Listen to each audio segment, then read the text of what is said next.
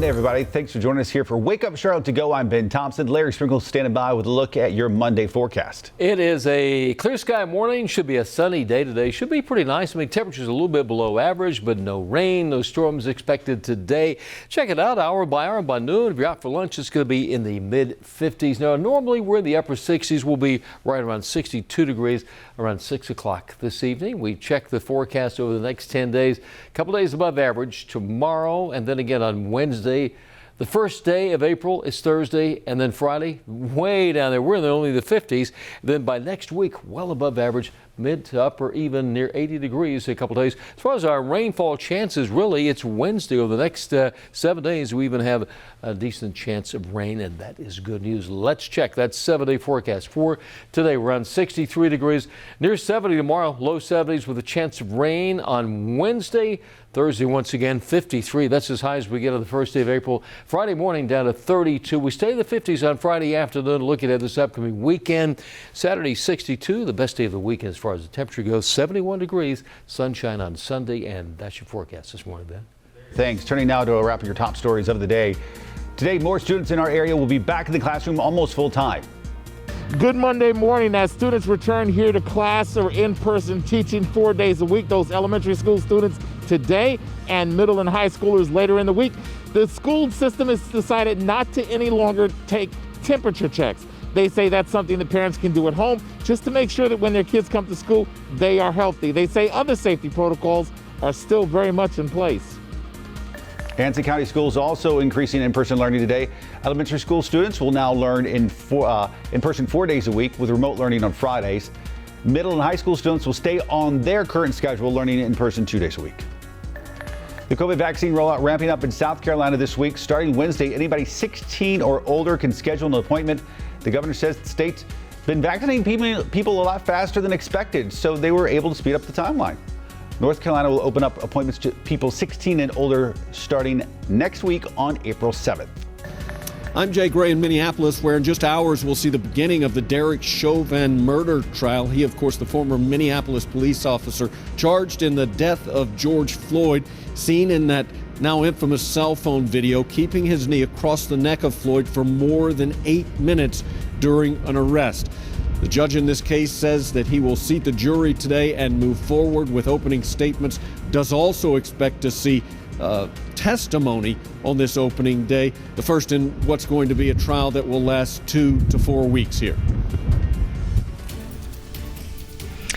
Jay, thank you. We do want to break this down a little bit further into this case as far as what you can expect to see today. We know there are a lot of questions about the jury, and since you won't see their faces, let's break down what we do know about this group. So they're made up of 15 people in total, and one of those people will go home today. 2 others are alternates in the case in case somebody gets sick or something else happens. Now, 12 jurors will ultimately decide the case. As far as their ages go, 4 of them are in their 20s, 3 in their 30s, 3 also in their 40s. We've got 4 in their 50s and then 1 in their 60s. 9 of the 15 are white, 4 of them are black, and then 2 are of a mixed race. The trial will definitely look a lot different than what we're used to. We have a rendering we can show you of what the courtroom will look like. As you can see, lots of social distancing, and then everyone will be required to wear face masks. Let's now talk about the timeline. Today, prosecution and defense attorneys will give their opening statements, and then after that, the prosecution will start calling witnesses. Once they're done, the defense will get their start in calling their witnesses. There are hundreds on both, so this trial could last anywhere from 2 to 4 weeks. That's according to the judge's estimation.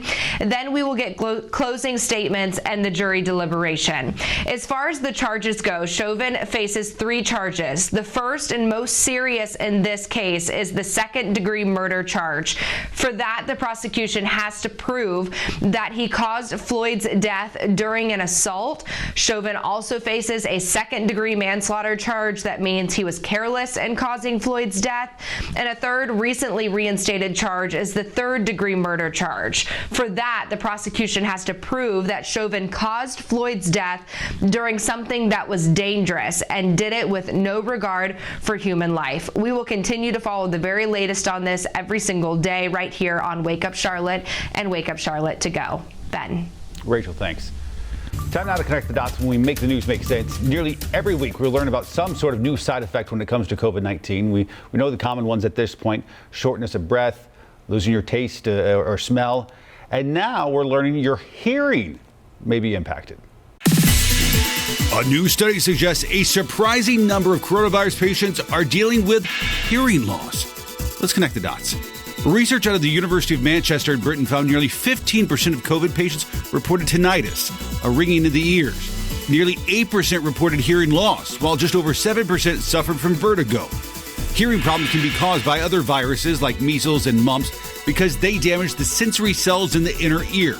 It's still not clear why COVID-19 could be causing these issues, and we don't know how long the symptoms could last. Researchers are hoping to find out what parts of the auditory system are affected.